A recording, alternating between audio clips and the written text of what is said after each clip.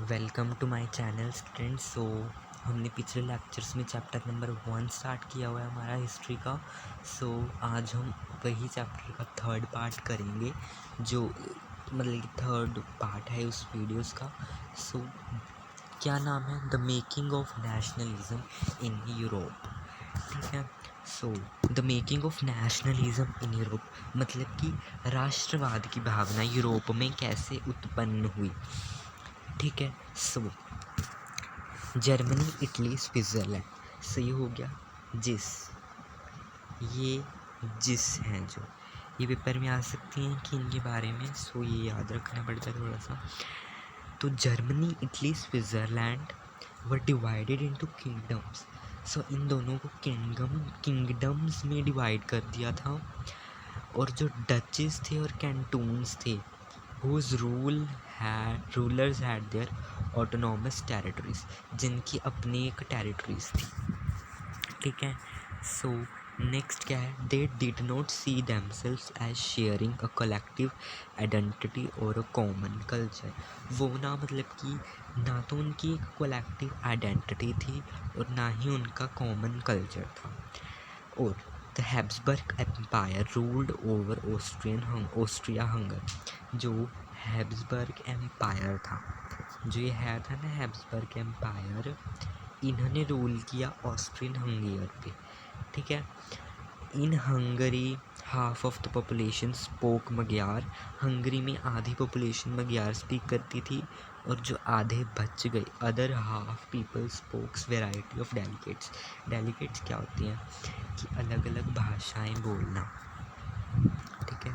जैसे अब हमारे यहाँ पर कितने डेलिकेट्स हैं ना, जैसे अब देखिए पंजाब में ही देख लीजिए आप कितने डेलिकेट्स हो गए, है ना। वो थे अलग अलग थे, जिन बहुत सारे थे, तो वो उन्होंने डिफाइन नहीं किए। मेन थे अब मग्यार, जो कि हाफ पॉपुलेशन बोलती थी। फिफ्थ पॉइंट क्या है? Besides these 3 dominant groups there also live within the boundaries of the empire. इन 3 डोमिनेंट ग्रुप के अलावा यहाँ पर और भी रहते थे बाउंड्रीज पे empire. The only tie bounding these diverse groups together was common allegiance to the empire। एक common allegiance किया कि जो ये एम्परर हैं वो मतलब कि बाइंड हो जाए, इकट्ठे हो जाए, मतलब कि एक है। जैसे अब मान लीजिए अब ये ऐसे ऐसे हैं ना, अलग अलग, ये कह रहे थे कि जो ये बने हुए हैं वो एक ही बन जाए। क्लियर। नेक्स्ट हमारा टॉपिक क्या है? The aristocracy and the new middle class. Aristocracy का मतलब होता है कुलीनता। ठीक है, कुलीनता मान लीजिए। और जो aristocrats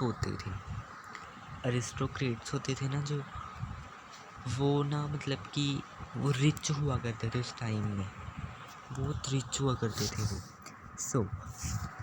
socially and politically landed aristocracy was dominant class of the continent. तो इस कॉन्टिनेंट पे जो ये थे,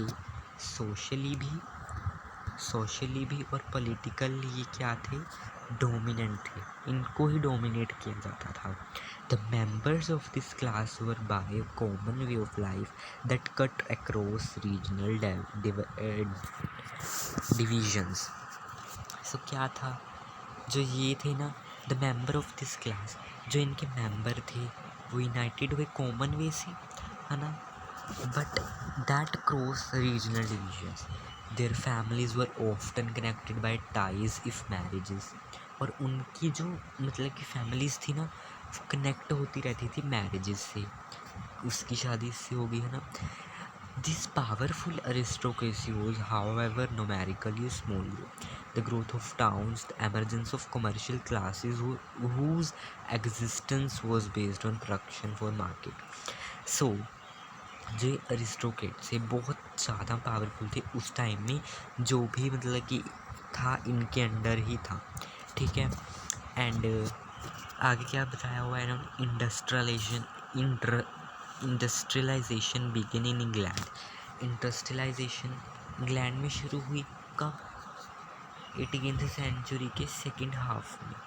ठीक है, 18th सेंचुरी में इंडस्ट्रियलाइजेशन शुरू हुई, बट इन फ्रांस। पर फ्रांस और जर्मन स्टेट्स के पार्ट्स में ये 19th सेंचुरी में शुरू हुई। हालांकि इंग्लैंड में 18 में ही शुरू हो गई और यहाँ पर ये 19 में शुरू हुई। In its wake new social groups came into being, तो न्यू सोशल ग्रुप्स बनने लगे, है ना। और working class population, middle class हो गए, तो ये हो गए।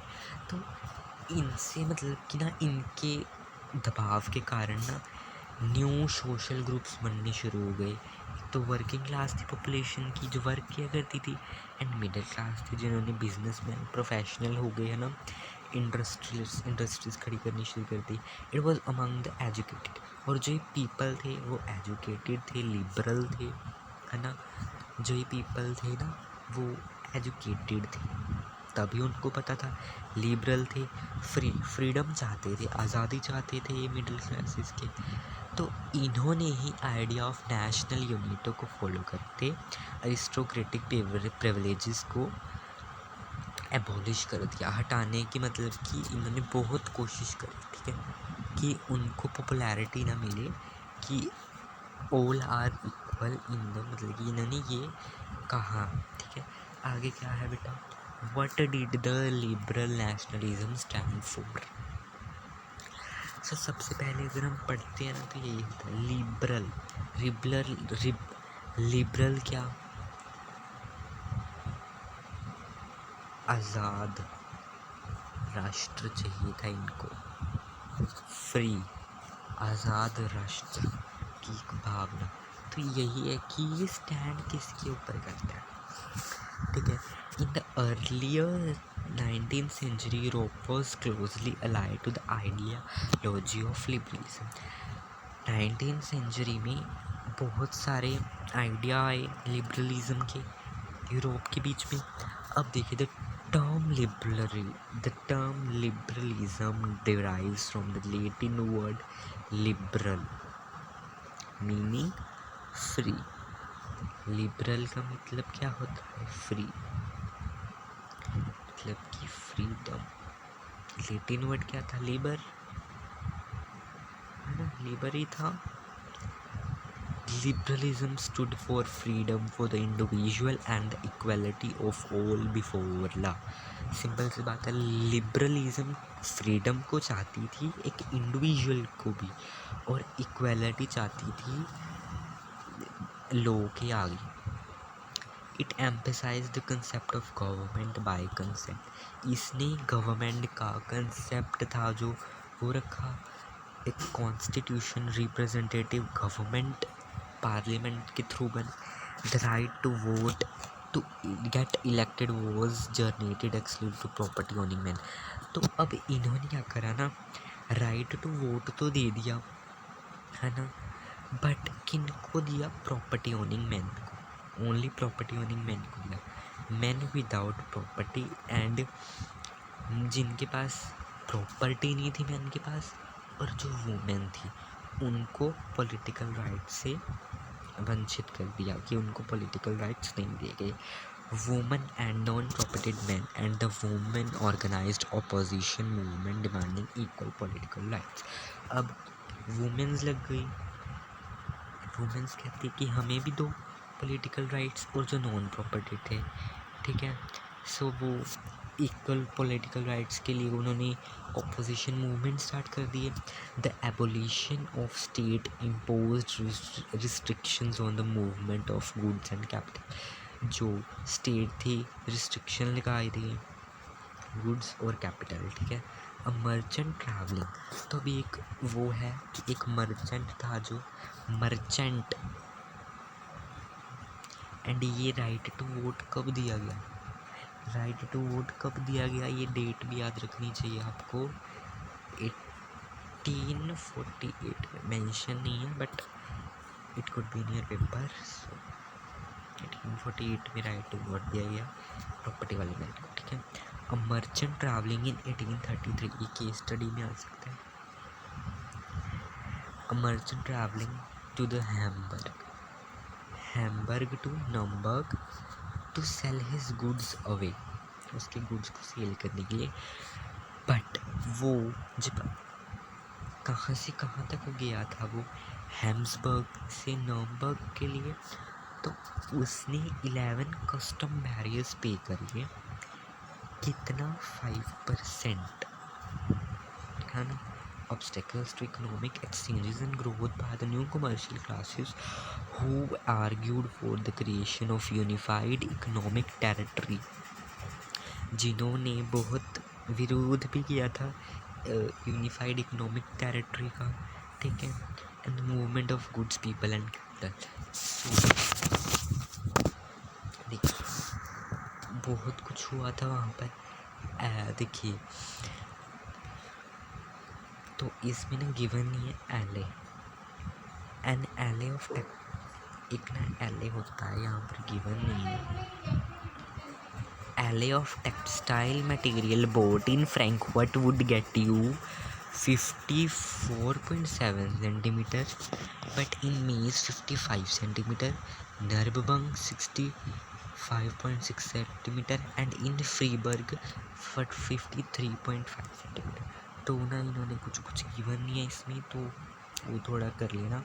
एंड एक इम्पोर्टेंट भी नहीं है गिवन, तो उसका आपको ग्रुप डिस्क्रिप्शन में आपको ये मिल जाएगा, ज़ोल्वेरियन। ये इम्पोर्टेंट है, आपको मैं समझा देता हूँ कि ये 1834 में बना Zollverein. So in 1834 custom union Zollverein was formed at the initiative of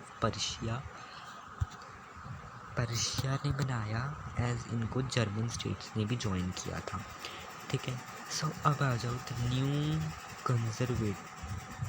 conservatives after 1850, 1815 की बात कंजर्वेटिव क्या थी। सो कंजर्वेटिज्म क्या होती है बेटा, a political philosophy stressed importance of tradition, institution, custom, development to a quick change. तो इसको अगर हम पंजाबी में ट्रांसलेट करें हिंदी में, तो इसका मतलब बनता है रूढ़िवाद। क्लियर, लिखने की ज़रूरत नहीं है, तो इतना वो भी नहीं था। Following the defect of Napoleon, defect नहीं है ये डिफीट है, यहाँ पर डिफीट आएगा। क्लियर, डिफीट आएगा। क्लियर, ये थोड़ा सा हो गया, यहाँ पर मैंने टाइप किया था तो हो जाता है। एंड नेक्स्ट देखिए यहाँ पर क्या था, तो 1815 में नेपोलियन डिफीट हुआ वाटरलू के युद्ध में। तो European governments were driven by a spirit of conservatism. तो जब नेपोलियन वाटरलू के युद्ध में हार गया, तब क्या हुआ बेटा, तब यूरोपियन गवर्नमेंट ने एक अपनी स्पिरिट जगाई जो कि कंजर्वेटिज्म थी। तो ज़्यादातर कंजर्वेटिव्स थे, वो did not propose a return to the society of pre revolutionary days. तो वो रेवोल्यूशनरी डेज को बिल्कुल नहीं वो करते थे, लाइक यही हुआ करता था जो थे ना। अब नेक्स्ट क्या है देखिए, the modernisation could in fact strengthen traditional institution like the monarchy. ये चाहते थे कि मॉडर्नाइजेशन भी हो और उनकी मोनार्की भी रहे, ये बोथ चीज़ों की मांग करते थे। देखिए अरिस्टोक्रेट्स थे, वो कहते थे मोनार्की रहे, लिबरल थे जो कहते थे हमें फुल फ्री चाहिए, एंड जो कंजर्वेटिज्म थे ये चाहते थे कि मोनार्की भी हो और हमारा न्यू भी बने, मॉडर्नाइजेशन हो। Modern army and efficient bureaucracy, a dynamic economy। So देखिए, the abolition of feudal and serfdom could strengthen the autocratic monarchies of Europe। In 18 very important है ये, this is very important है ये। would collectively